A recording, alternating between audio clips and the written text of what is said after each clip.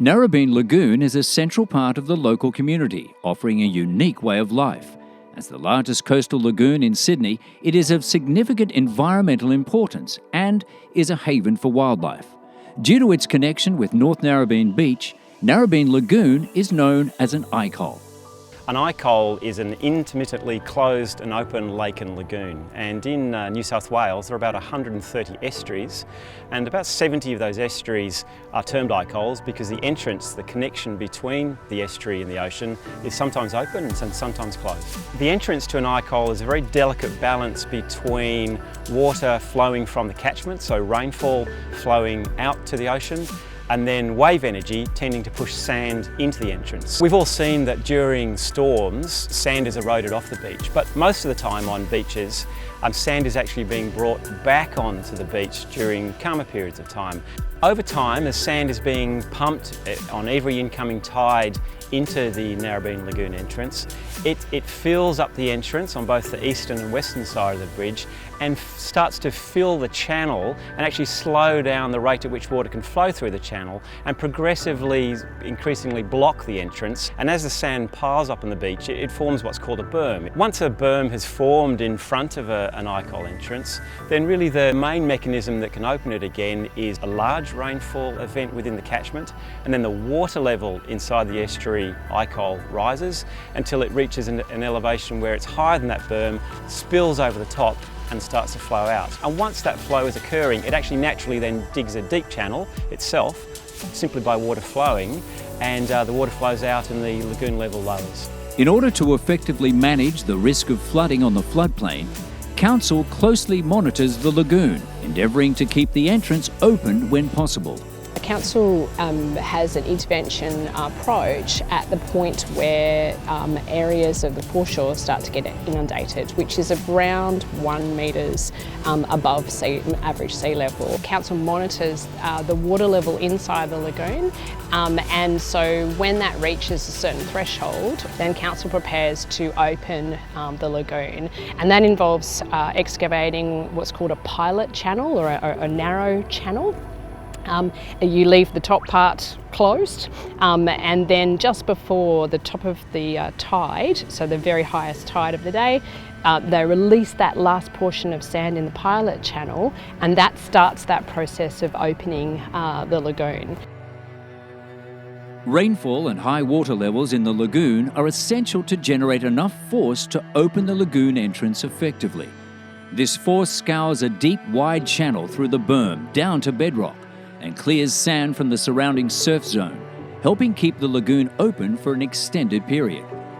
Trying to open the entrance while the lagoon water level is low means that the water from the lagoon will move slowly out to the ocean, only scouring a narrow channel through the sand berm. On the next incoming tide, the waves from the ocean will push the sand on both sides of the channel bank straight back into the channel, recreating the berm and closing the lagoon again. Timing an entrance opening can be especially challenging in large storm events.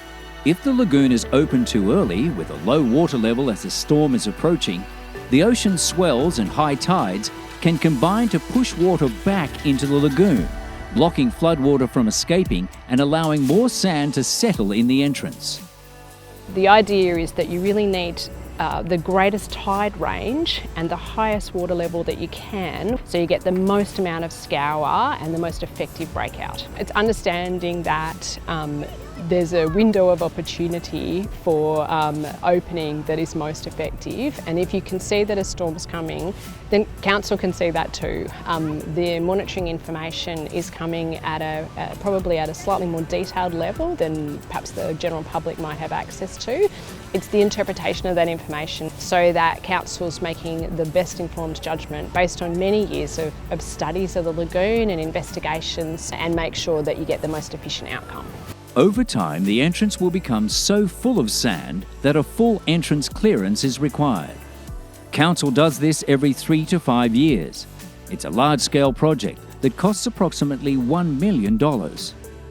As well as reducing the risk of flood, an entrance clearance helps improve tidal flushing and water clarity in the lagoon and returns sand to Collaroy Narrabeen Beach. Council commissions a contractor to deliver that clearance. The clearance is of the order of 40,000 cubic metres of sand from the area of the lagoon entrance on the eastern side of the Ocean Street Bridge, and also from a portion of the area on the western side of the Ocean Street Bridge.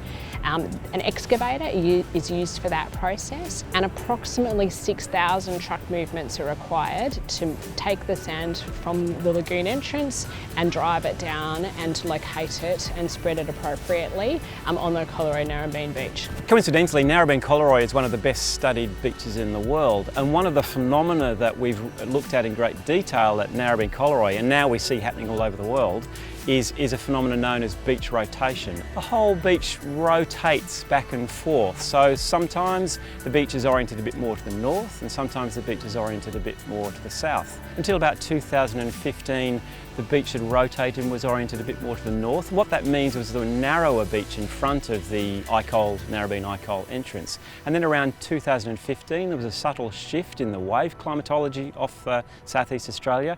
And what we've tended to see is that the beach has rotated and the northern end of Narrabeen Collaroy Beach has become significantly wider.